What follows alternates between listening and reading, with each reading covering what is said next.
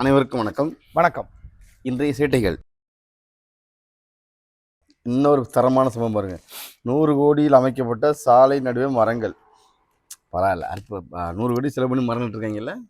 ஆமா, கண்டிப்பா. என்னன்னா அவங்க முன்னாடி நம்ம அசோகன் சாலை ஓரங்களில் மரங்களை நட்டார் அப்படிங்கிற கொள்கையை அவங்க பின்பற்றாங்க, வேற ஒன்றும் இல்லை. ஏன்னா மரங்களை வளர்க்குறது ரொம்ப கஷ்டம். அதனால வச்ச மரங்களையாவது பாதுகாப்போம் அப்படின்னு நாடு ரோட்ல அப்படியே விட்டாங்க.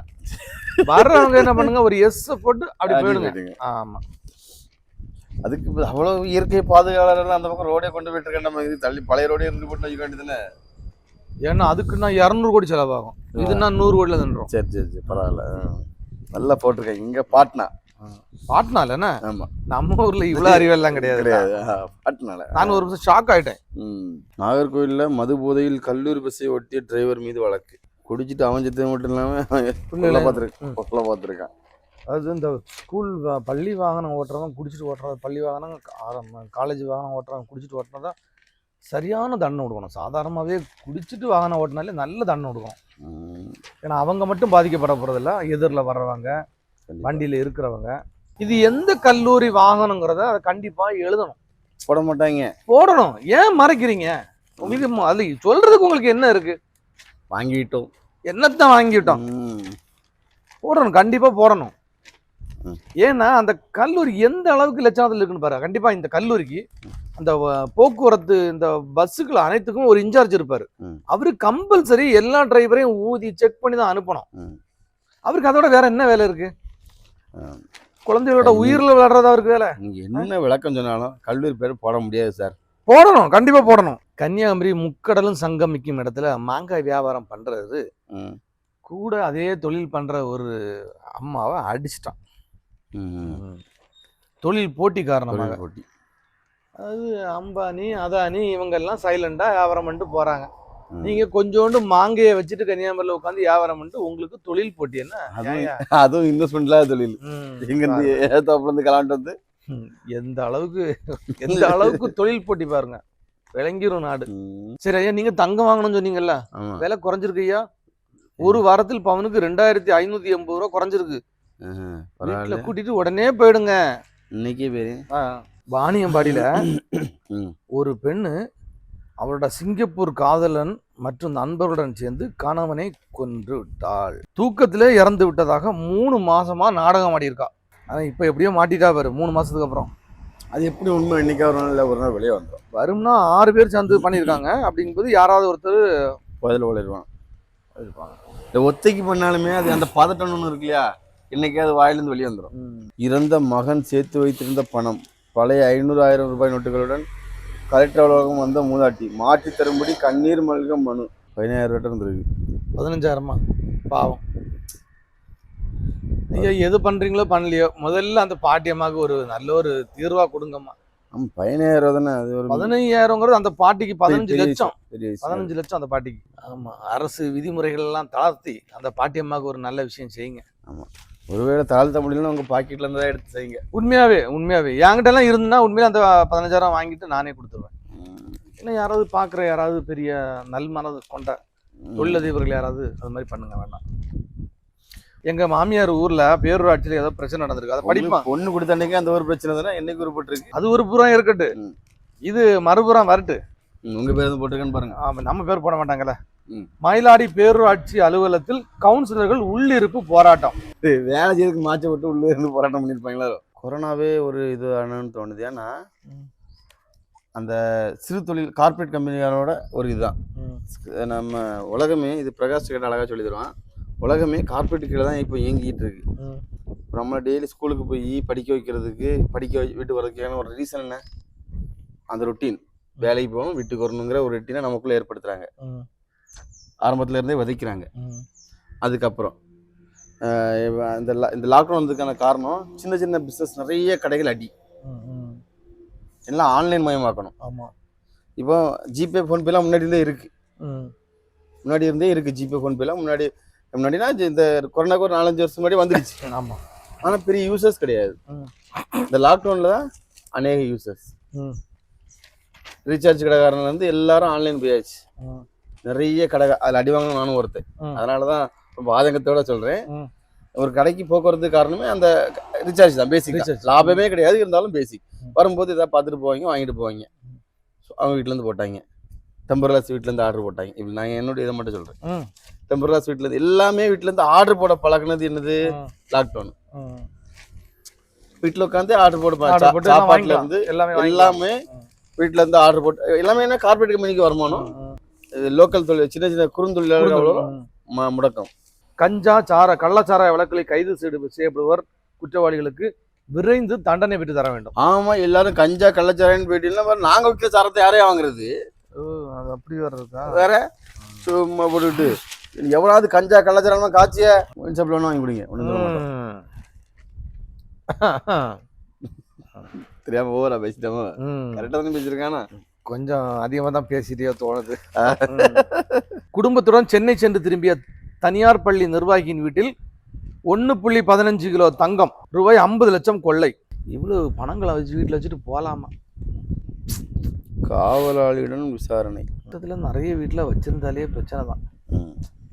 எங்க வீட்டுக்கெல்லாம் திருடனே வரல. நாங்க அதான் பேங்க்ல பேச சேஃப்டி வச்சிருக்கோம். நாங்க பேங்க்ல வச்சாலும் ஒரு பேங்க கொள்ளை அடிச்சிட்டாங்க அப்படின்னு சொல்லிட்டு என்னன்னா வித்துட்டோம்.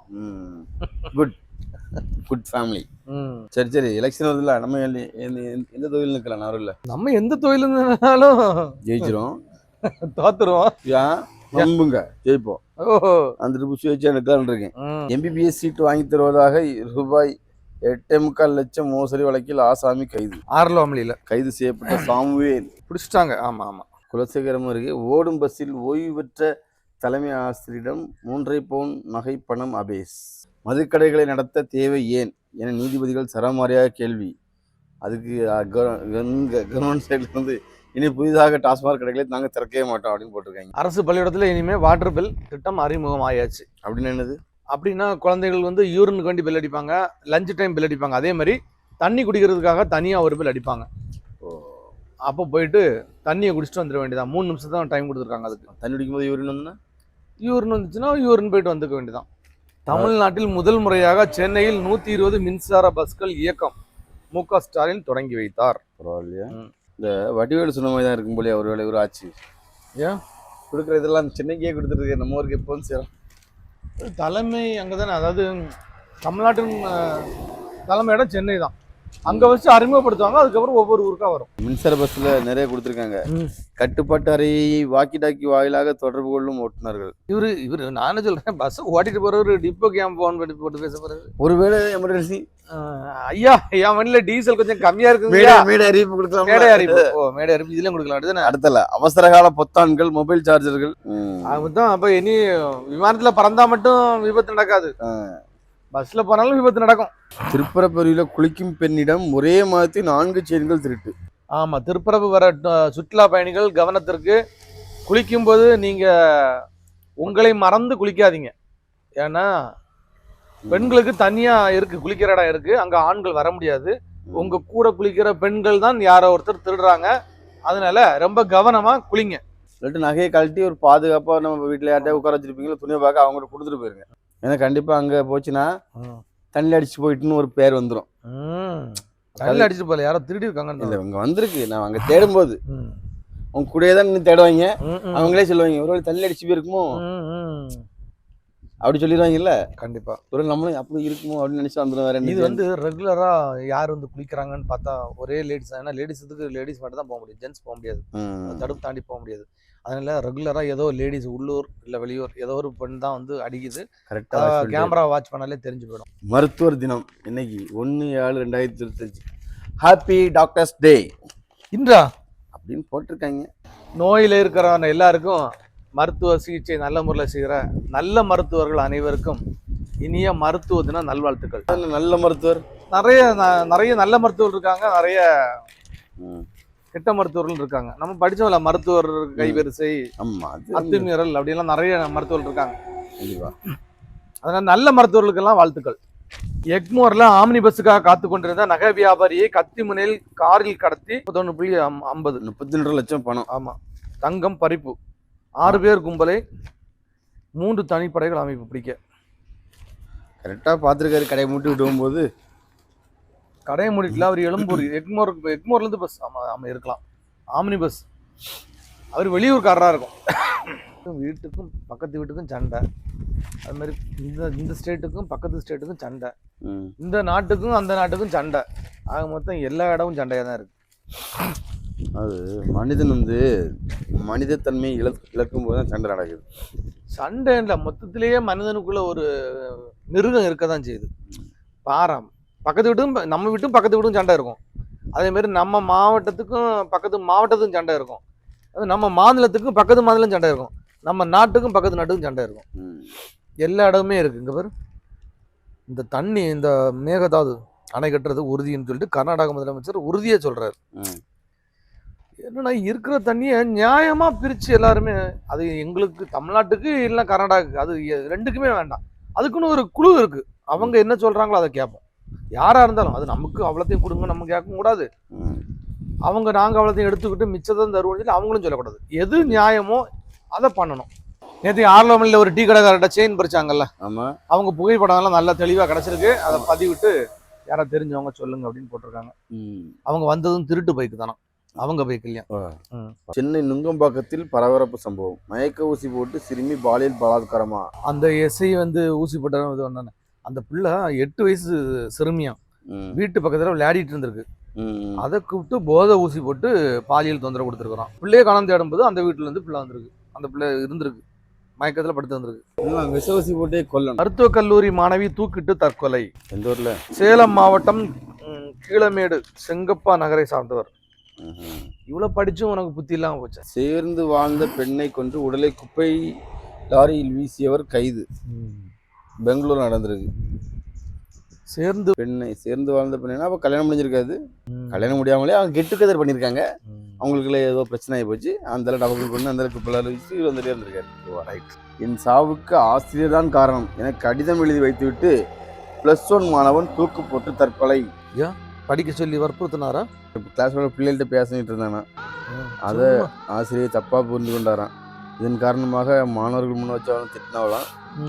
திட்டினதுனால இவன் மனவார்த்தை அடைஞ்சு தொங்கிட்டானா. ISRO விஞ்ஞானி ஒருத்தர் ட்ரெயின் முன்னாடி சாயி இறந்து போயிட்டாரு. அவர் வந்து திருவனந்தபுரத்தை சார்ந்தவர், சந்திரமோகன். ஆமா, ISRO விஞ்ஞானி. நாகர்கோவில் ஆட்டோ டிரைவர் தற்கொலை. பூதப்பாண்டி அருகே முதியவர் தீயில் கருகி சாவு.